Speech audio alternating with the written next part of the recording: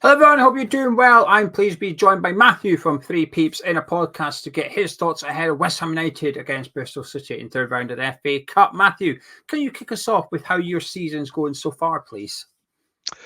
Yes, well, thank you for the invite. Very up and down, if I'm honest with you. We had Nigel Pearson in charge at the start of the season up until sort of November-ish time. He suffered with some illness. He had a back condition that meant he was on kind of crutches. And the results were a bit indifferent. He was still very popular with a large majority, I would say, of our fan base. We lost to Cardiff 2-0, and the following day his services were dispensed with. And then we probably, I guess, thinking back, it was about a week or so. We then made the appointment of Liam Manning, who will be known to West Ham fans because he was part of your sort of academy setup. And Liam came in from Oxford. He's won a few games. I think he's won 4 games, a few draws, few defeats, and it's still a little bit. He's trying to move us to a more possession-based team, whereas we were probably more counter-attacking under Nigel Pearson. We've conceded some soft goals, had a brilliant Christmas, beat Watford 4-1 on Boxing Day away from home, and they were in great form at the time. And then we've had 2 indifferent games, drawing 0-0 with Wayne Rooney's Birmingham in his penultimate game, and then losing 1-0 on New Year's Day to Millwall. So yeah, it's a little bit indifferent. I think we're currently 11th.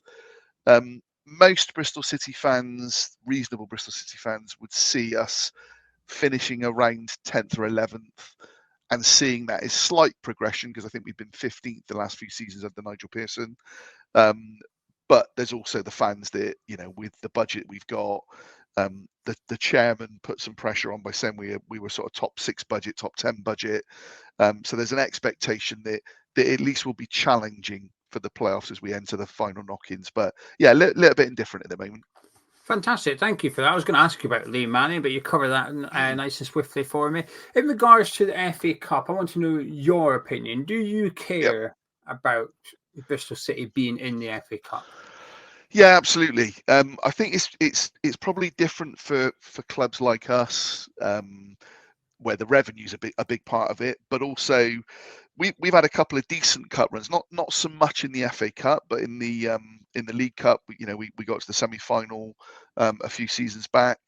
Had a couple of good games against Man United, Man City, but I think I say lower league fan. We're now, I guess, an established Championship team. For us, the FA Cup sees us coming up against you boys, the big teams. We don't have those opportunities. We've not been in the top flight since the early 80s. Spent 4 seasons up in the top flight back in the First Division days. So for us, and coming where we came from, nearly going out of existence, FA Cup has a bit of a special thing for us because we always hope to get a good draw. And invariably, last few years, we seem to be there yourselves, Everton or kind of Man City. So, but for me personally, going to your stadium is not one I've been to before. I think it's the case for lots of Bristol City fans. Your amazing ticket pricing as well has meant that there will be 9,000 fans travelling and making the trip. So yeah, it still holds dear, I think, to sort of lots of Bristol City fans. How much was the ticket? I know what the home fans is. But... Yeah, £10 for adults. So it's £10 for adults, and I think under 18s were £1. So it's just unbelievable. You just don't expect that. So we were really, really grateful to West Ham. It's going to be a good day out for lots of fans. Maybe we shot ourselves in the foot a little bit there, encouraging such a big wave following. maybe. And we travel well as well. We do make some noise, so yeah, it'll be interesting to see. Now I'm going to have to ask you to try and guess what the mindset of Liam Manning will be going into this one. Will he take the cup seriously, or will he be sort of one eye on the league? I think he'll take it seriously because, as I say, I think he's still. There's a lot of us who can see what he's doing, the football that he's trying to play, and can see the progression.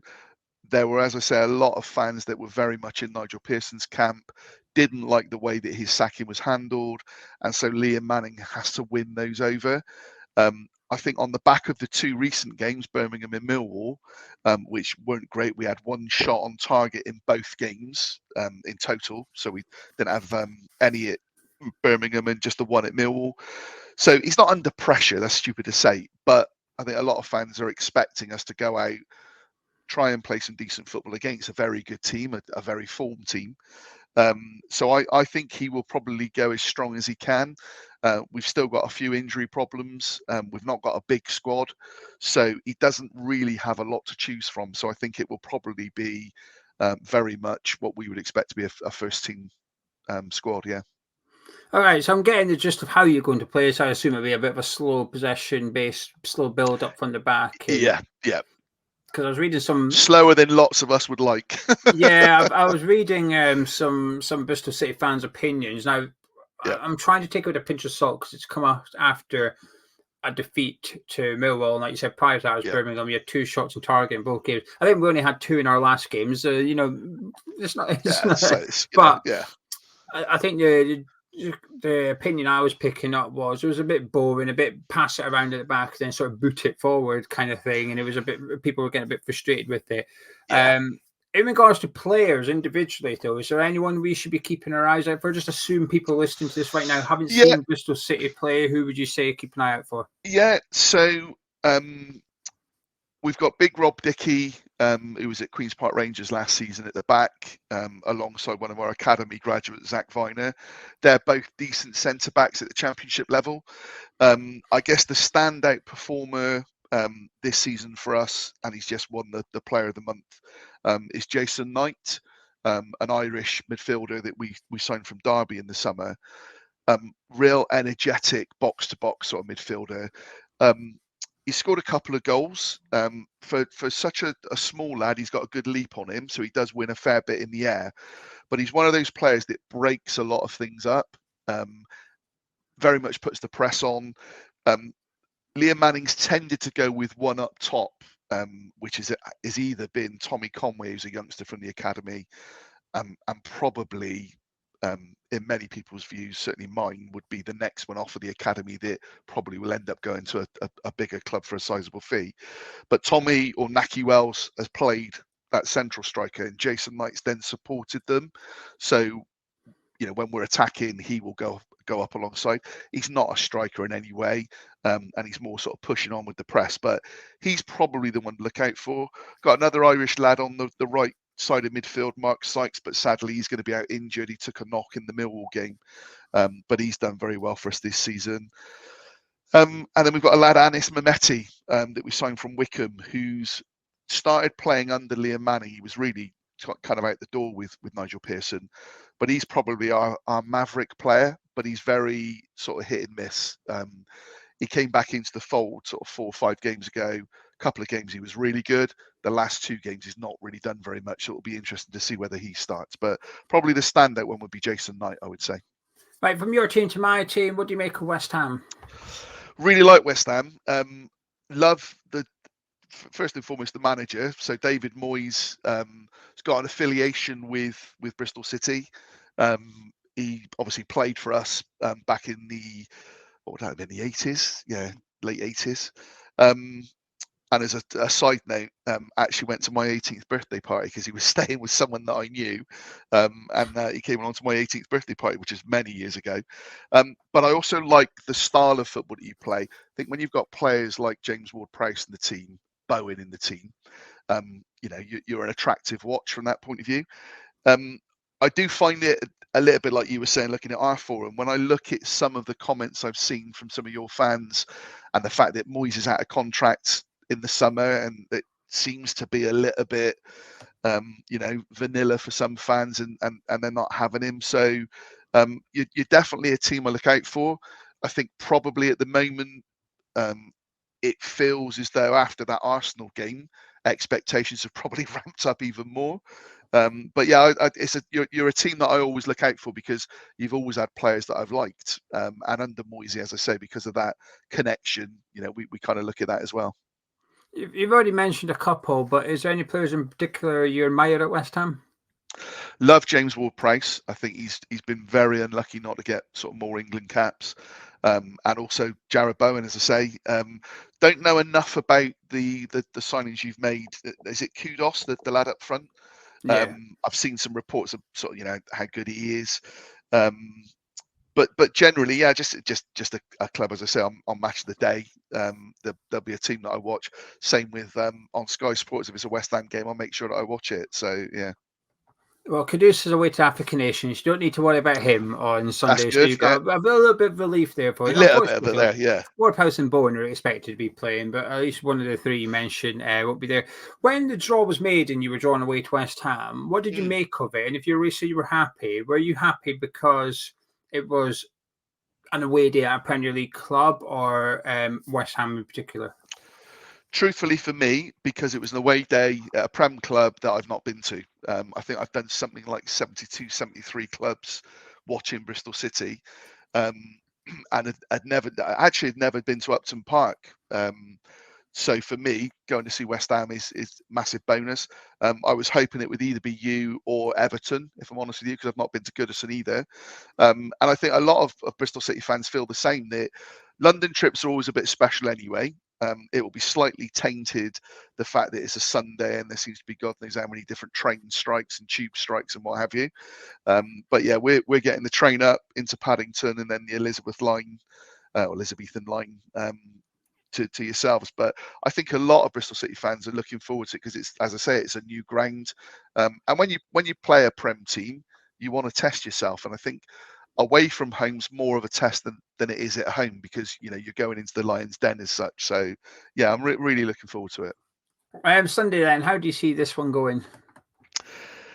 I think for us to get anything out of it, we need to be at the very top of our game and hope that you have a little bit of a wobble. At best, I think we might scrape a draw and be able to take you back to ours. All things being equal, you would expect the form you've been in. As I say, Christ, you beat Arsenal comfortably. You should be winning this game. But as I say, if we play in the way, for example, that we played against Watford, we took our chances, and that's fundamentally what football's about, isn't it? If you get a couple of opportunities and you take them, you have an off day in front of goal, then who knows? But I've gone for my heart is telling me, we'll get something. I think it might be a low scoring defeat, but I'm hoping it'll be a 1-1 and we get to take you back to Ashton Gate. But say I could detect a bit of optimism from you when you've been speaking throughout Yeah, this video. I really like Liam Manning. I really like what he's trying to do. I'm certainly not in the minority. But it's good to see us trying to play football. And genuinely, even in I think his first game at Ashton Gate, yes, we were playing it across the back. And when we got it into midfield, if there wasn't an option, they would recycle it. And there were fans kind of saying, lump it forward, hit the channels. So I think it's going to take a little bit of time, but I like what he's trying to do. And I think he's a progressive young coach. And maybe with Nigel Pearson, things were just getting a little bit stale. So I think the change has probably come at the right time. Shame we've apparently put a couple of bids in for players. It's a shame that none of those have come to fruition in time for Sunday. But yeah, I think a lot of Bristol City fans will go there optimistic, but knowing that we have to have a really good day and you not be on your form for us to get anything from it, as I say. Which just quickly, which players have you apparently bid for, just to get a bit of a understanding? Yeah, so there's a lad from Aston Villa that's at Plymouth, Aziz, and it seems as though he's going to be going to Middlesbrough. And then the rumours are we've got a couple of other bids in. We don't know who. One's meant to be a creative attacking midfielder, and another being a striker. And they're probably the positions we're missing. There might be a bit of a surprise that gets sprung. We've got a lad called Ross McCrory that we signed from Aberdeen, who can play kind of right side defence and potentially in midfield, although he sees himself as a right side defender. But he's been out all season with a bacterial infection, sort of leg injury. He's now back training and has been training, but I don't think he's had any under 21 games. So we're thinking we probably are going to see him next weekend. But it wouldn't surprise me if he featured on the bench. So that would be an interesting one, yeah. Well, Matthew, thank you very much. Before you go, you gave me a bit of a heads and a heart prediction there. You're only allowed one on this show, so give me your score prediction, please. 1-1. 1-1. Tommy Conway to score for us, Jared Bowen for you. Well, I hope you're wrong. I prefer your other one, the low scoring defeat. I'll have that one, thank you. Okay, yeah. Matthew, pleasure. Thank you very much. If you at home have invite. enjoyed this video, please do drop a like on it by clicking thumbs up. Subscribe to Hamish channel. If you want to see and hear more from Matthew, please do check out the three peeps in a podcast. I'll put the links to their social media in the description below. But Matthew, thank you very much. Enjoy yourself on Sunday, not too much. Thank you very much.